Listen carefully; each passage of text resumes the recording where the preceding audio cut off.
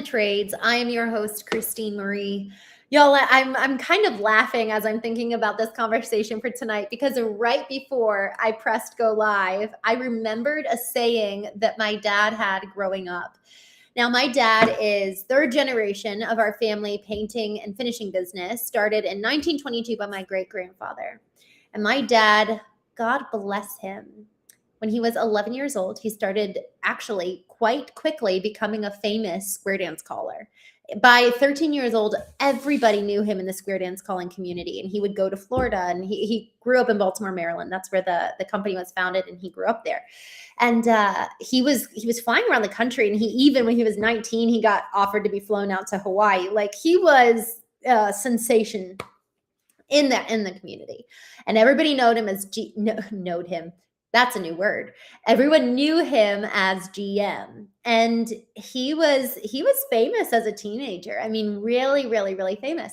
And he ended up becoming a Christian. I believe he was 15 when he calls it, he's like, this is when I got saved. And this was his transformation story and his moment of really, really deciding, like, I'm going to walk with God. And as he goes through this process of, learning how to live accordingly, he goes through high school. He ends up not going to college and working entirely for this business. He was an entrepreneur in so many ways. People were calling him, and he was really gaining fame quickly. But as he continued on this path in his early 20s, he actually felt very strongly that he had to make a decision. Am I going to continue on this path of fame effectively, or am I willing to give it up? And am I going to allow for effectively me to follow God's will for my life? And right after he had that moment of like making that decision, he encountered my mom and felt he said that there's been a few times in my dad's life where he said that God has really spoken to him. And in this particular instant, he felt like God literally pointed out my mom. Like, we hear those stories rarely, but we hear them of like, there was a little bit of light around, like this person illuminated. And that was the story of my dad seeing my mom. And they got married, and he had 6 children. Granted, my dad did not ever plan to get married in the first place, let alone have 6 children. And so my dad is, honestly, he's my hero in so many ways. And being in the business with him, being the 4th generation, I have really come to know him at such a personal level, and also getting to see his ethos and his values in practice and in application, and how consistent he is. I think that's, man, honestly, I've never put this into words before, but I actually think that how consistent he is with who he is, if he's with clients, with his team, with his family, he is the same person.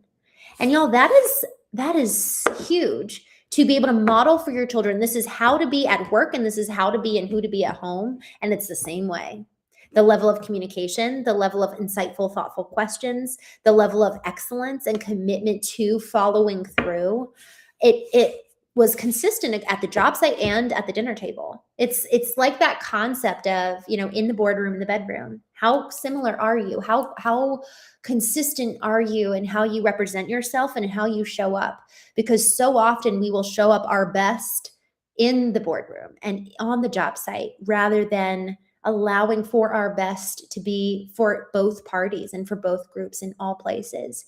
So the reason why I bring up my dad is because as I was preparing for the show tonight, we're talking about how to win more jobs, and the specific kind of way to do that is really through the lead process.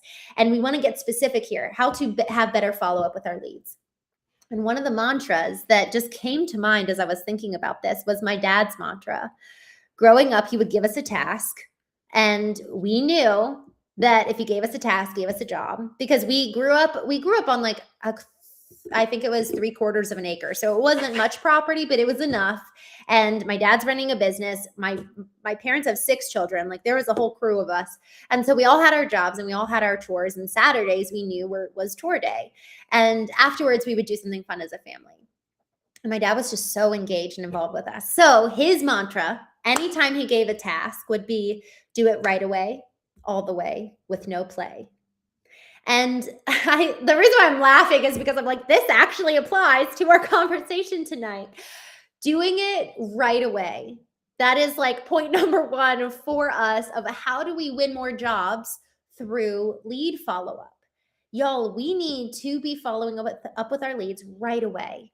And this is where the automated text that's sent out the second we call. Today, I actually called a trades company and I got a text saying, I'm so sorry we missed you. We'd love to get in touch. And actually, I'm gonna pull up exactly what they said because let's see how they did. This is fun. Let's real time monitor this. All right, where is this text? Okay. Hey there. Love that opening. It's so personal. It's casual, it's like, and frankly, I love that opening because of what the brand is. I actually went to their website. It sounds very much so like them. So your opening needs to sound like you. And also it's agnostic to the time of day, because that's another thing. If you want to say good morning, good evening, good afternoon, take out the agnostic. You need to make sure it's agnostic to the timing. So, hey there, this is how it starts. Thanks for reaching out to it was a landscaping company. We're sorry we missed your call today. To keep the conversation going over text, simply reply yes to this message. And they put yes all in caps. Otherwise, we'll call you back as soon as we can. Reply stop all in caps to opt out of all future messages. But here's what's funny. It actually sent a duplicate message. So it sent it twice, which shows a little fluke and error in their automation. But y'all, this concept of right away this is a great example. It's not just if they submit a form, send the email, send the text, but if they call you and you cannot answer, please, please, please, please send an automated text message. That has won my business in the past. So, we talk on the show here tonight, and when we have these dedicated conversations, we talk about, the customer perspective, because I've gone through a major renovation myself, and I'm a homeowner, but then also the CMO perspective. I've got a marketing business for trades companies, so I've been deep in the data, moved a company through acquisition, supporting them on the marketing side and also the financial side. What numbers do you need to see for private equity to purchase you? And then also from the perspective of fourth generation partner leader, being both partner and leader, there's a very big difference when you actually have the say and I'm going to make the decisions for our family business versus I'm just a leader and this is what I advise, and Dad, you're going to ultimately do what you want. And so coming from all of those perspectives has been really, really helpful to then be able to speak to, I actually have gone with a trades company simply because of a text that they sent me. And I'm not kidding. I called through probably 15 HVAC companies, and I went with the one that sent me a text message to respond and at least acknowledge the fact that I had contacted them. Others just were not answering. So this conversation about right away, and we're adhering to my dad's mantra of right away, all the way, with no play. And I'm excited for the with no play piece. But right away, send a note to them right out of the gate. Respond immediately, some way, shape, or form. Ideally, you answer the phone. But next, so first, right away, next, all the way. Really being sure that you're hitting them from all sides and not just in that right away moment, but all the way, see it all the way through until the salesman goes to the house and after. So we'll get to that after piece here in a minute. Y'all, it's really important. Yes, the instantaneous connection piece of like, okay, when we call, they get an immediate response, whether it's automated or somebody's picking up the phone. But all the way means that we don't stop. The ideal, I've only seen this happen probably once. I got a calendar invite on my calendar sent from them to my email, reserving the time that somebody would show up. Y'all, that served me so much as a homeowner. And honestly, it allows for me to remember. It allows for me to be ready. It allows for me to be prepared ahead of time to even be able to, and this is like the icing on the cake. I've gotten a text beforehand where it shows the picture of the estimator. It shows a bio of who they are, what they've done. So it positions me as the homeowner to already feel predisposed emotionally to connect with that person. For example, the guy who came to my house, he was a previous veteran and he had 4 daughters. So I was able to thank him for his service and talk about how much I love little girls because I've got a niece that I just adore. Actually, I've got multiple nieces, but I kind of was involved in raising one of them. So that allowed for connection. And I saw him, especially as a single woman, even as a married woman staying at home and being alone, if the contractor is coming, knowing what he looks like, because a lot of times estimators are men. Sometimes you get the occasional female, but for the most part, you're having a man come into your home. And y'all, I cannot tell you, even if the woman is very confident, she is strong, there's cameras in the house, it makes you feel better to know preemptively ahead of time who is coming to your door. So doing this not only allows for the personal connection, but already it's like, okay, my body settles, my nervous system settles. And y'all, people buy from emotion. Harvard found that 95% of purchase decisions take place in our subconscious, which is where our emotions live. So we need to be taking the time to prepare and send the message, send the personalization, and see the job all the way through. So right away, all the way. And then third, no play. I love this one because I'm like, okay, how can this apply to a contractor? There's something around, and I'm just going to be really, I'm going to say it from my experience. I have seen estimators not take responsibility for their leads. It is your lead. Yes, marketing brought it to you, but the second they have booked an appointment, it is your lead.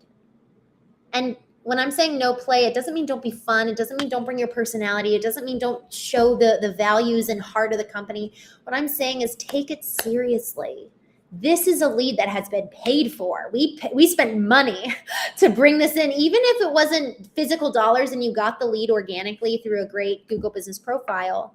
Your team is spending time on vetting this person, putting the data in the CRM. Ideally, you need to have a CRM if you don't. And so they're sending you this person. Y'all, the no play thing is take it seriously, master and own every communication, every bit of conversation, and then do the follow-up.